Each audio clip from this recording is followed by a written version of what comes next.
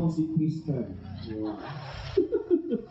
So, ma'am, kamusta naman ang experience nyo sa 1,400 kilometers na na-conquer natin? It's about 16 plus hours na takbo nyo. Nakakapagod din siya. Okay.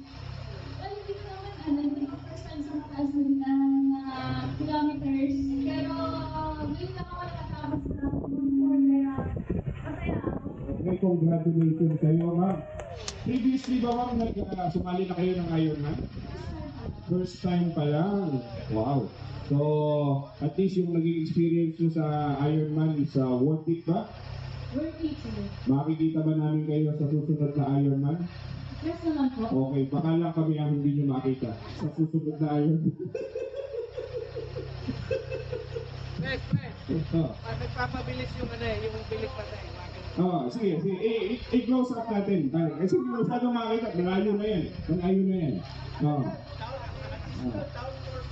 Oo. So, ma'am, sino po yung mga riding buddies nyo? May kasama po ba kayo? Solo lang po ako ngayon. Wow, solo. Palakpakan naman po natin si Ma'am Tristan. Diba? So, talagang itong Ironman na pwedeng mag-solo, pwedeng meron kayong backride, pwede kayong may grupo. Matatapos nyo ng maayos to, basta tama lang yung pacing.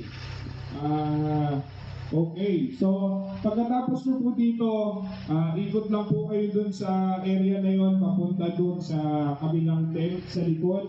Doon po natin makiklaim yung ating mga finisher kit. Tapos mamaya ma'am, mga 3 PM available na po yung ating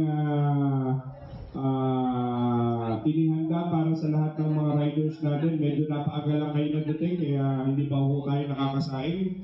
Pero maya-maya ng konti, matatapos na po yan. No? Iniiling pa po yung sinaing natin, no? Para sa 1,900 participants. So, sa trap po namin sinasaing yan.